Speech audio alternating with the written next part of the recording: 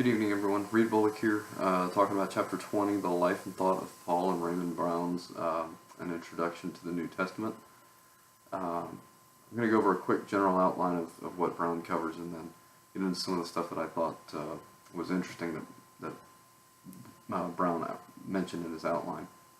But because it's a short biography of Paul, he goes over the birth of Paul, where it was supposed to have been, his upbringing, his persecution of the church, his conversion act, the missionary phase of his life, and conflict with Jerusalem and Antioch churches, which I thought was particularly interesting, and of course his imprisonment and death.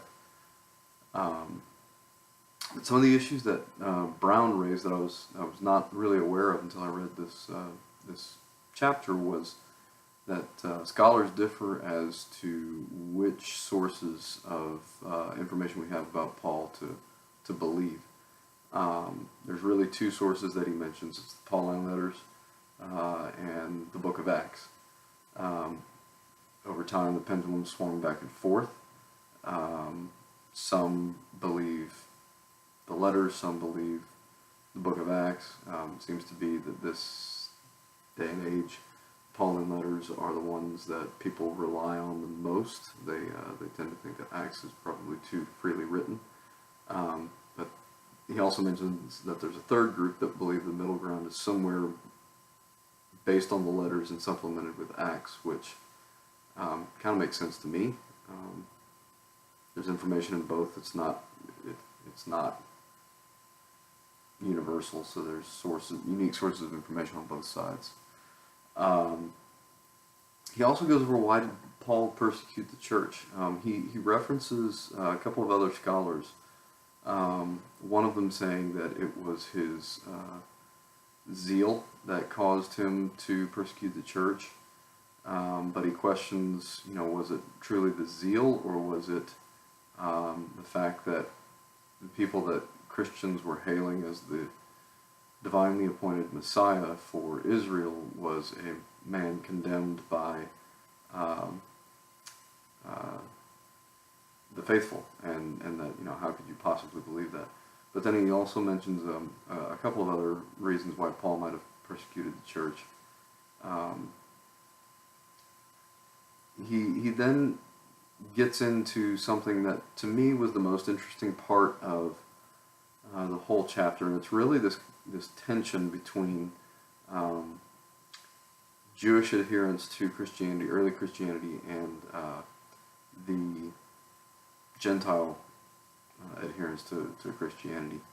And he goes over a few different episodes, starting with the Jerusalem conference and then the falling out in Antioch as a result of that. A separate incident, but somewhat related to it. So in Jerusalem, the early church decided that new adherents who were non-Jews could join the church without having to be circumcised. That was apparently a big deal. And I think Paul walked away from that thinking, okay, this is a one and done. If you don't have to be circumcised, the rest of the law doesn't have to apply. Apparently that wasn't the way everybody else thought, because a few years later in Antioch, Paul and Peter kind of get into it over whether or not Jews and Gentiles should be eating together. Peter's been kind of separating himself, and Paul calls him out on it. And then the Apostle James sends a couple folks up there to kind of, seems like, to stir some things up. And Brown relates that some scholars believe Paul lost the argument over whether or not Jews and Gentiles should be eating together. And then towards the end of his ministry, in the event leading to his arrest, Brown states on page 157, this is an interesting way of putting what was written in Acts. I haven't ever thought of it like this, but that there's a fairly tense meeting between Paul and James in which Paul was told to behave like a pious, practicing Jew while in Jerusalem. And I just thought that was fascinating, really, that he and James were kind of getting into it again, kind of for the third time. and the rest of the book is about his missionary movements, the chapter is about his missionary movements and where and when the letters were written, which is fascinating from a historical point of view. But then the undercurrent of the whole chapter to me is really about this schism between Gentile believers and Jewish adherents to Christianity. And there's a tension before Paul's life as a Christian and after Paul's life. And afterwards, I kind of see Paul as like a rubber band that's been snapped. Before it's been snapped, it's got a nice shape. It's doing its job, and then all of a sudden it's broken. It has no shape anymore, and so it's broken free of the law. And I think that's the message that Paul was trying to pass to the rest of the church, and it just wasn't. It was not a unifying message at the time. The Jews were still strictly trying to follow the law.